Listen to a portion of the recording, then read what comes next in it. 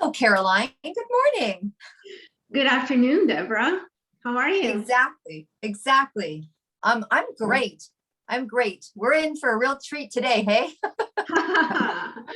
I'm not sure, but yes, let's do this. We decided to do a fun subject today. Well, we consider it fun because we're past it. But for some of you who are still in it, first of all, we sympathize. And second of all, just look at the end results. It's all going to work out. So Deb, I'll let you introduce. Well, and we're not fully through it yet. But we wanted to talk about real life single parenting, parenting bleeps. And not that parents that are together don't have parenting bleeps, but there's something really special about being a single parent. And we've been single parents with, self-employed single parents, working for a corporation, single parents, having other kids in the house, single parents. Caroline's got a few little other stories, single parents. But you know what? People talk about, oh yeah, I'm a single parent. And unless you're in the club, right? You don't know some of the, I always say, like, if you have to get something done, give it to a busy person. But if you have to get something done that's really important, give it to a single parent busy person, right? Isn't it amazing how we make time, like we can stretch time? Yes. Well, it's also crazy what adrenaline can do. When you're on adrenaline, you don't need to sleep. You don't need to, well, as much sleep, I should say. But yeah, it makes you produce way more. So there's downsides to being a single parent, but there's upsides. But I know that I was twice because yes, I had 2 marriages and 2 divorces, which the second is not completed yet. I'm in a very special situation. So we separated 3 years ago. It was amicable because we decided to stay 2 civil human beings and not fight. But anyway, so you moved out, and then 2 years after, COVID started. That little thing that started and everyone had to be quarantined. Well, because he didn't want to, whatever, long story short, he said, I'm going to come and spend the weekend because it's going to be easier. And then, we'll be in the same bubble. And guess what? It's a year and a half after, and he still lives here. So it's I could do a whole reality show only on that. But again, we're very civil with each other. We learn to be friends, but it's special. But on the other end, my daughters, because my son doesn't live here anymore, but my daughters, I can see that it brought them back stability, and they're loving it. And they both know we're not together. And it's kind of funny. Like if I look at my younger one who's 13, she's like, yeah, my parents are not together, but they live together. So it's always like, people frown a bit upon it, and they're like, oh my gosh, how do you do it? And blah, blah. And I don't judge anyone, but on this end, we decided to prioritize the younger daughter because the older one is 20. So it's not really like she cares anymore. But anyway, it's a very special situation. It has its very funny moments, and it has its very frustrating, wanting to bite someone moments, because I need to stay very polite on the podcast. But the first time I was a single mom, aside from those 2 years, it was my first marriage. I was 30 and my kids were 3 and 5, my older ones. And it was quite special. And I'll give you some of my stories because I am a very forgetful person. I'm clumsy. I'm not detail oriented. So I was single for 4 years, and it was quite interesting. But what about you, Deborah? Give us a bit of your story of single parenting. Well, I think that single parenting, like you said, has its pros and has its cons, right? And I think that, when I used to explain to people that imagine, having to take care of a family. So I had 2 children as well, and when I was single parenting, and I, like you, I had a daughter. I didn't get married twice, but I had a daughter. And then I became a single parent of one. And then I had a long-term, 17-year relationship, marriage. And then I became a single parent, and my children are 10 and a half years apart. So I've been parenting since my 20s, and I'm still parenting in my 50s. It's kind of double-sided sword, you know, right? Times where you think you'd be drinking champagne in France in a lavender field and you're actually having a baby instead in your 40s. So it's all very interesting, But so I know what it's like to be together like you do in a relationship, and then also have one child and then two children. And it's a double-edged sword in the sense that when you try to explain to somebody, like, you know how someone else takes out the garbage or makes you a cup of tea or grabs the milk or the eggs or whatever, like that just usual everyday stuff, that becomes like the most stressful things. Like, oh my gosh, I gotta pick up milk or I gotta pick up something and no one's there to do it for you. It's for me, it was a lot of all that little things. You learn to manage one budget if that's what you have to do. You manage those big things like transportation of back and forth to school. For those, it was the accumulation of the little stuff that kept me in that kind of static, I won't say anxiety, but that kind of like, oh my God, it always felt like there was a million things to do because you don't have that person. And I remember when I first went through my separation, the best advice that I ever got was from a friend of mine that said, okay, Sundays are going to be tough because there's just something culturally for us here in North America around Sunday Family Day. But they said, for every year you're together, your brain actually needs 2 months to be able to rewire itself to being on your own. And I was like, oh, so I'm not crazy stressed. Like, it was like, because you just subconsciously know, okay, that person's going to do that. For me, it was like, okay, you know, I was like, just tell me when to show up at the airport. And you know, my ex used to take care of all the planning of the trips. I didn't care. I'm like, I got a suitcase. I'm ready. Tell me when. But when I had to take that on or take on things that you don't normally do, my brain had to rewire itself. And because I had such a long-term marriage, it took a while for me to get used to all of those things. And I felt like I was juggling sand. It was like pouring through, and I think I get a grip on something, and the next thing you know, there's sand all over my kitchen floor. I'm like, oh man, this needs doing. So I think for me, it was just a mixed bag of never ending. How's that? And I loved it because you love your children, but there's also a point where you know when it's only on you, that you know it's only on you. So that's where the sleepness and the stretched and that some days it was awesome because no one else made the decision but me. It was like you had that sense of freedom, but then you had this sense of massive responsibility. It's funky. That's why, you know, being a single parent, I have such a big heart for understanding what that's all about, right? Yes. Well, yeah, and I hear what you're saying. And it's funny when I listen to you, I'm like, well, you hire an assistant for your flights and you hire a cleaning lady for your house to pick up all the sand, you know?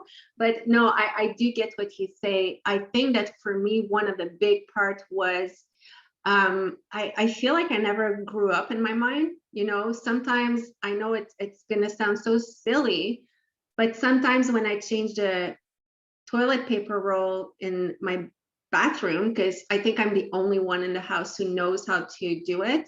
Well, that's what I gathered after all these years with no one ever changing it. So I think I'm the only one. So I still have the reflex of thinking, Carolyn, do it because you are the older one in the house. Your mom's not there. You know, I'm still a teenager in my head. I'm still like, oh, is it really all my responsibilities? And yes, it is. So for me, you know, the first time I was a single mom, and that was really the hardest because they were younger. And I wanted to be that perfect mom. So, you know, they had to be in 2 sports each. So they were in swimming, they were in gymnastics. They had, like, my son had started school, was looking for a daycare for my daughter, wasn't really working out. And I had just found my first big responsibility job that I needed to perform there as well. And it was very much of a men's world there. So I was literally the only woman in that position in our team.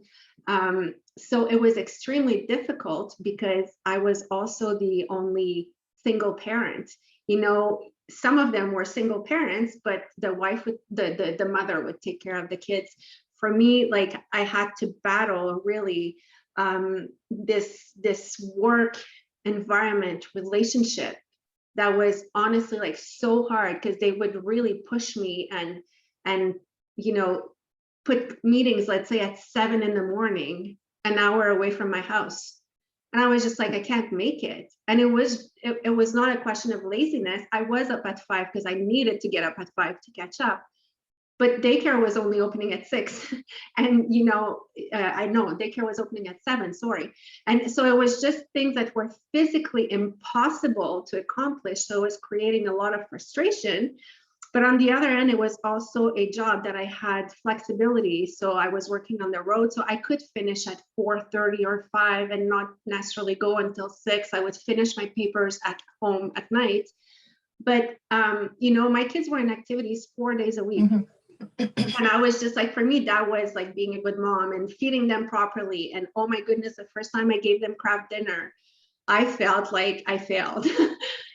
So that was a lot of pressure to keep on giving what I thought was the perfect upbringing, which is not. What I learned in these 4 years, because I remember one day I was sitting there so tired, and I just said, let's order pizza. They barely knew what pizza was because we were only making some at home. When the box arrived, they were like, oh, this is so awesome. And I became the coolest mom. And then when, one morning when I was exhausted and I said, yeah, because I was keeping them I would be like screens only 20 minutes in the morning, 20 minutes at night, trying to be the perfect mom, giving them the perfect life. When I told them, yeah, you can watch another show, I became the coolest mom again. So we kind of became a team of 3. And when that happened, we were in a great synergy. The father was not in the picture the first year and a half. So it was really us, but it became a great synergy. They were little. Like now I'm talking, they were probably 4 and 6, and they would remind me stuff. Like, Mom, don't forget I need this for school. And I was just like, oh, shoot, yes. I remember my daughter having a gymnastic year-end show. When they prepare and they're young and you buy them that dress that costs a fortune that they will wear one time. Well, one Saturday I dressed her up, rushed her and everything. I'm like, go, go, go. It's your year-end show and blah, blah. And I was tired and she was like, are you sure, Mama? And I'm like, yeah. Anyway, we got there.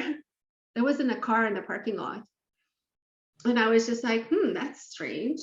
And then as I'm walking towards the door, I realized it was a following weekend. So, stuff like that. Or when my daughter started kindergarten and my son was in grade 2, we had an amazing day. We went to the park, we went shopping, we had fun. And then I saw a friend after, I don't know, about 4, and she's like, where were you? I'm like, what do you mean, where was I? I was like doing this and doing that, and we had a great day. She's like, it was the first day of school. I'm like, oh my goodness. So anyway, needless to say, yes, I was a lunatic parent at school and I wasn't the youngest mom, but it was really just like, I think you need to forgive yourself because you're thinking for 3 lives that are depending on you. So it's okay, people out there, if you forget things, you're just normal. Well, and I think we should realize, and it's funny when you said I had a house cleaner and I had an assistant. I'm going to talk about that because that came as a result of from being like, okay, no, I didn't say you had one. I said, when you talk about this problem, I'm like, okay, well, get one. Oh, yeah. I don't know if you did or did not have one. No, but, that's what I was thinking.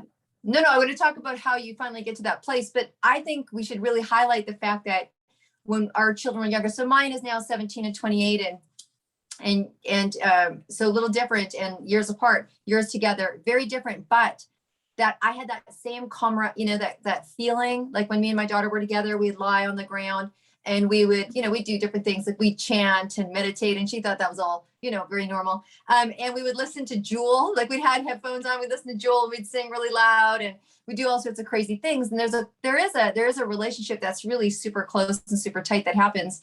And I think, in later years, they come to appreciate as they start to get older. My daughter now has a baby and she's starting to really appreciate some of the stuff and some of the things that you give up and all that kind of stuff, because, no one I think really goes into it, or a lot of people, I certainly didn't go into it thinking that I was going to be a single parent, right? Some people make that choice. It wasn't a choice. It was situational. It happened. It happened twice, but that's just how life can roll sometimes.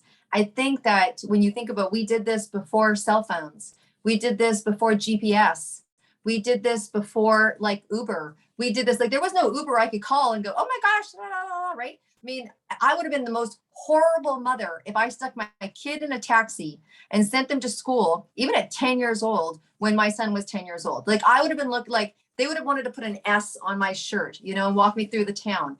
Right. And so now kids go to school with this. They have cell phones. There's contact. You can put them in an Uber. You can have their own account. I mean, you know, I would think I was in my 20s before I got my first credit card. I just took my son to the bank and we sat there and he signed up for his own credit card. And, you know, the level of responsibilities that kids can handle now and take, it's a whole different ballgame. And so it's so very different. I remember this is people are gonna, I would never have admitted this before, but I remember being so tired. So my daughter's first night sleep, through the night she was 5 and my son was 8. I thought I was going to die. I literally went to my doctor when my daughter was 3 years old and I said, cut out every part of me, tie it up, sew it up, do whatever you got to do so I can never. I was 3 years non-sleeping, like 3 years non-sleeping. And he was like, no, I don't think you should. And da, da, da, da. And I looked at him, he's like, okay. And he made the appointment.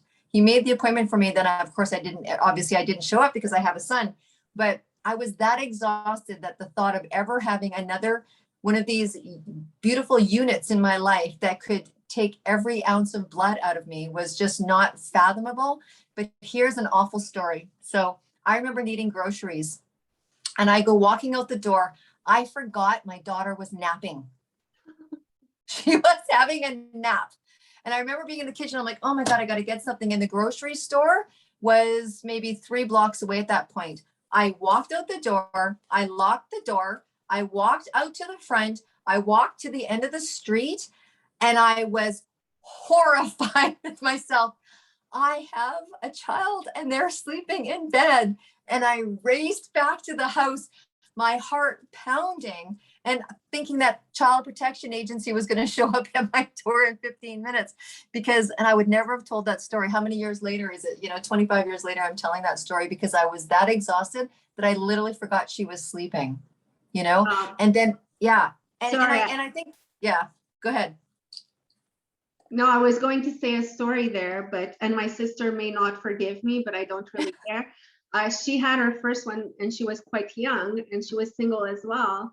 And she went intentionally to the corner store, which was at the end of the street, because her baby would take like 4-hour nap and he was like soundly asleep. I didn't know that he was there because she left. So I left and I locked the door. Clearly, she didn't bring her keys because I was home. So the baby was in the house locked and we didn't have keys. That was like that. Yeah. And then I was young. I was like 12 and I was just like, but how can you do that? And you said it, no cell phones back then. So you couldn't phone someone. Anyway, the landlord was there, thankfully, and gave the keys, but sorry, continue. Yeah, no, I mean, she obviously thought you were there, and then the other part to it is when you get to that place, I remember I wasn't financially solid. Let's just put it that way. And my son, of course, hadn't slept. And I remember I was here and I owned my own business and I was juggling the world of self-employment and I had staff and, I felt like I was just giving all the time. And I, loved what I did, da, da, da, da, da. And I remember getting to a point where I did not want to drag my son through the grocery store because at that point you're sharing, right? I'm sharing. I get 2 days a week, you get whatever it is. And I'm like, the one day I get off is for my son and I am not going to drag this kid grocery shopping. And I remember figuring it out in my head. I'm like, okay, so if I offer my girlfriend, it was $15 at that time. I go, so do you go grocery shopping? She's like, yes. And I'm like, I will give you $15 an hour, which, he was like, 6 and he's now 17. I'll give you $15 an hour to grocery shop for me. I don't care if you grocery shop for you at the same time, double dip, all you want. Come home and put the groceries in my fridge. She's like, done. I'm like, cool. And so, once a month or once every 3 weeks, she would do all my grocery shopping. And I thought, you know what, instead of taking my son out to a movie or this or that, I thought it was $50. It was like $50. At the most it was $60. And I'm like, small price to pay. And, we probably did eat, macaroni that night or whatever, because we didn't go out. So I had to start kind of figuring out what it was going to cost me emotionally versus otherwise. And I think that's always the dance. And most single parents that I know, at least myself, I kind of waited too long before I did that. Maybe it's because of the voices in my head. It took me a long time to hire someone to clean my house, and, you should do it yourself, and you should be that perfect mom that you talk about, and don't let your kids watch your TV. I'm telling you right now, my kid would not have ever eaten if it wasn't for Barney.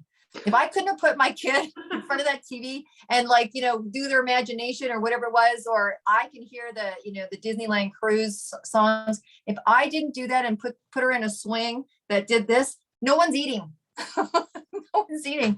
So I think that whatever we do, however we do it, they all come out unscathed. But the crazy part is who we think we should be versus who we actually can be, and how much stress or strain that stretches us out to be. It's like the decision of when you're going to go buy the baked goods to go sell at the bake sale versus stay up till 2:00 in the morning making, strawberry shortcake cupcakes, right?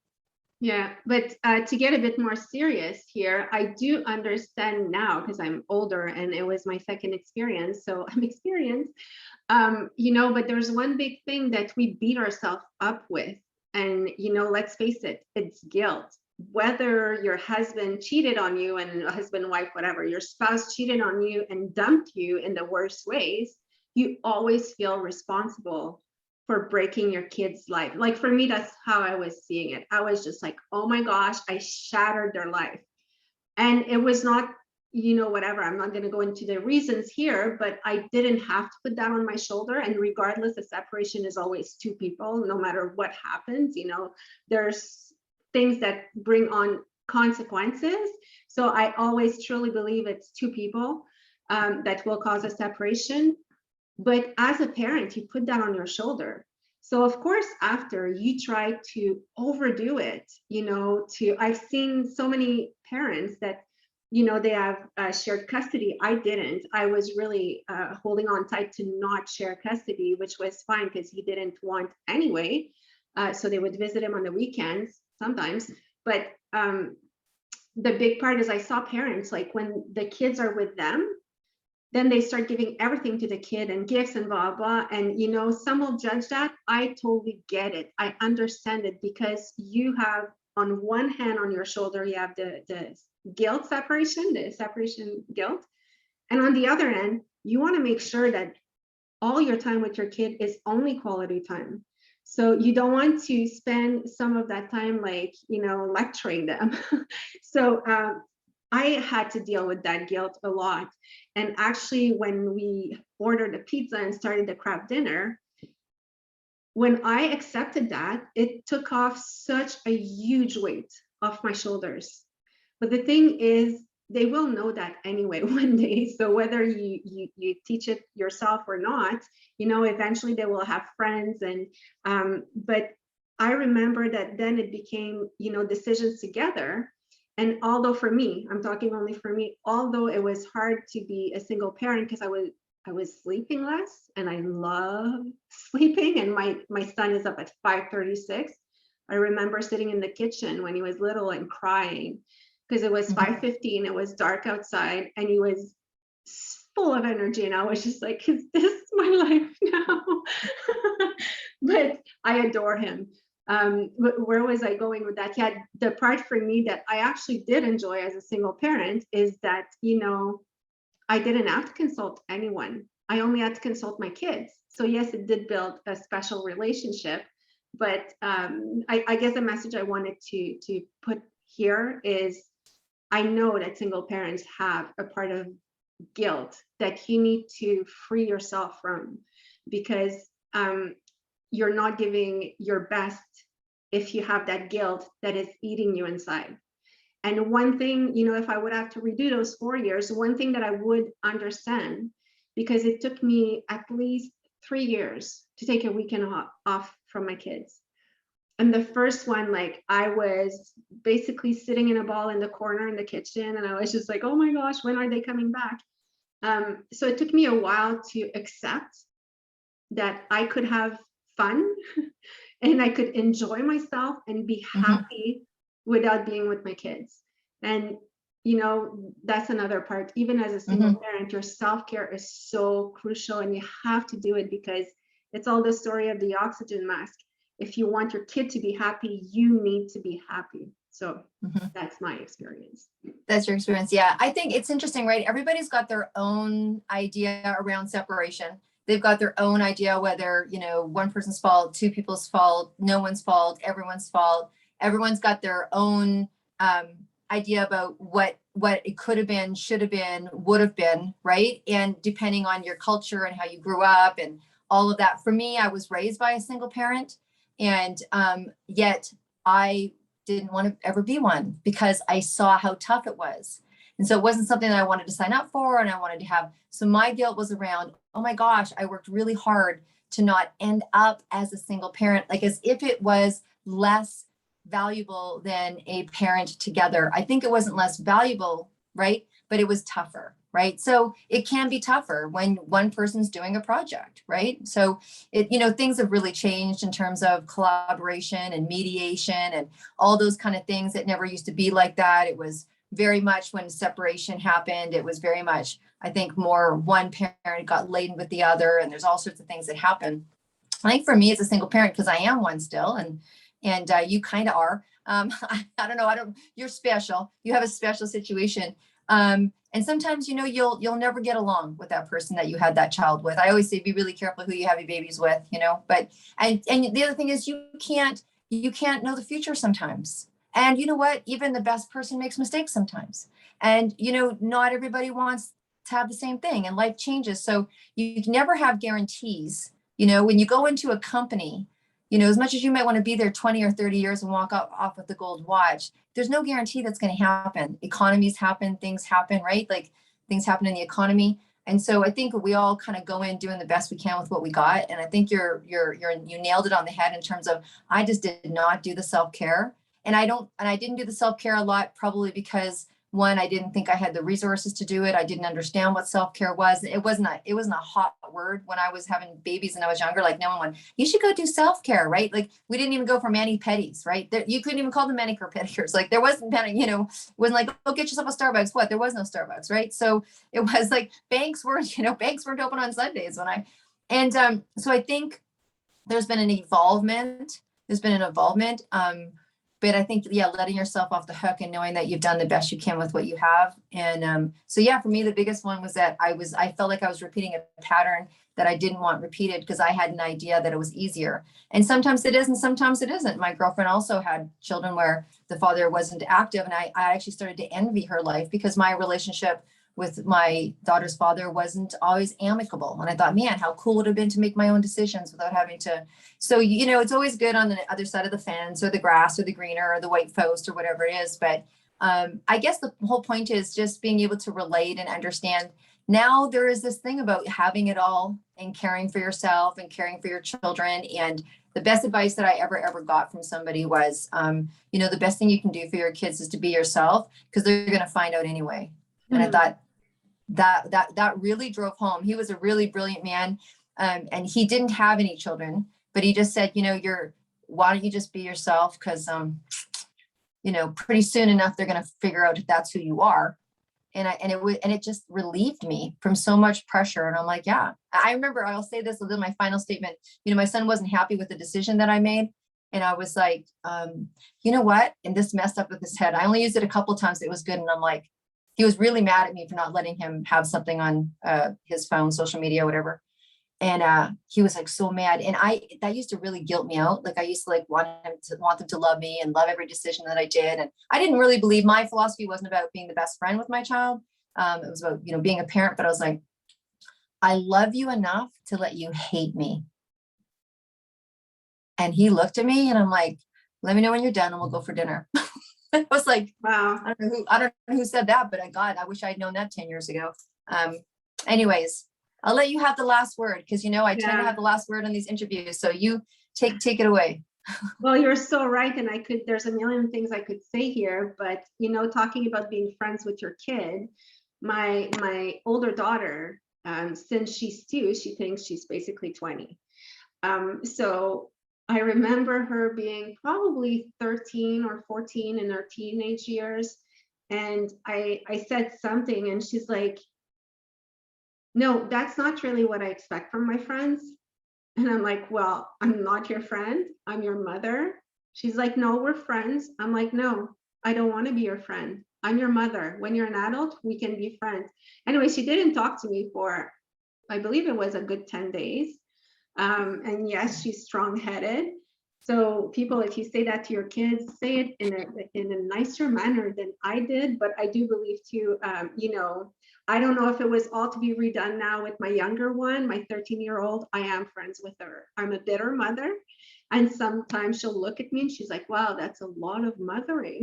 I'll be like, well, you know, I still care about your safety and things like that. But I think that life brings you to different places to experience different things, because I have 3 kids and 2 marriages, and none of all of these experiences have been the same. I don't have the same relationship with any of my kids. My marriages have been very different. My personal motivations have been very different in how to raise my kids and everything. And it's really a question of like going with the flow and keep growing yourself. But I guess that the best advice I would give, and it's not coming from me, it's coming from, you know, years of experience, and I guess summing up everything is that if you're in that situation, be kind to yourself, be compassionate toward yourself. That's a book that I read years ago, and that helped me so much. When you talk to yourself, imagine that you're talking to your 3-year-old. You would not tell your 3-year-old like, wow, you're such a loser and stuff like that. But you do tell that to yourself. Or I wouldn't look at Deb and be like, wow, you're such a failure. Really? You did that? That's so dumb. I would never say that to her, because I don't speak to people this way. So don't speak like that to yourself, because you are listening always. So be compassionate towards yourself. Be kind. It is hard to be a single parent. It will also bring you, you know, beautiful things. But the best that we can do for our kids is giving the best version of ourselves. And I think that as parents, we all do that. Ultimately, we love our kids and we want them to be happy. And ultimately, whatever you do, they will need therapy later. So that I came to peace with that. Now, when my kids say something, I'm like, I'll pay for your therapy later. So that's about it. And Deb, I will let you say goodbye because I know that you feel better. Okay. Well, you know what? And I think Caroline just shared something that when she said that statement, I think that's the best, you know, they say laughter is the best medicine, and you have to humor yourself sometimes. You have to, you know, I know when Ocean gets kind of, you know, tweaky and I'm like, hey, you know what? Write a book about me one day and make a whole bunch of money about how terrible your life was. And you're just think I'm playing part in your massive future financial success, right? You have to joke with yourself. You have to be able to have a laugh and joke and all that good stuff, and just know that it's all going to be okay. And I think the biggest thing is personal development, right? Just keep trying to be the best version of yourself. Read when you can, audio messages when you can. The world is different. There's so many organizations and support to help, and single parents and businesses and all sorts of great stuff, right? And so just yeah, I would say the same thing. It's all good. All good. Awesome. And just always remember, it's not only happening to you. Sorry, I'm adding something here, but when I started sharing with other moms and being a bit vulnerable and sharing some thoughts that I had, like, oh my goodness, I could have strangled my kids last night, even though I adore them, I would have never voiced it before. And then other moms would be like, because I was hanging out with moms, but other parents would be like, I know, you know, when they do that and you look at them and you're like, oh my goodness. And then you're like, what? It happened to you too? Oh my goodness. So just know you're not alone. Yeah. Most parents go through the same thing, and it's okay, human and normal. So if you have a really good parenting story, please reach out to us. Let's make a podcast with you. And maybe also if you're a professional that helps, you know, parenting, contact us. We would love to have you on, and we'll see you next week. Thank you, Deborah. Yes, thank you, Caroline. Thank you, Caroline. What a great show. Nice to kind of just have a little chit chat here and kind of shine light on ourselves. So have an amazing day, everybody. Contact us if you want to be on the show, and we will see you next week.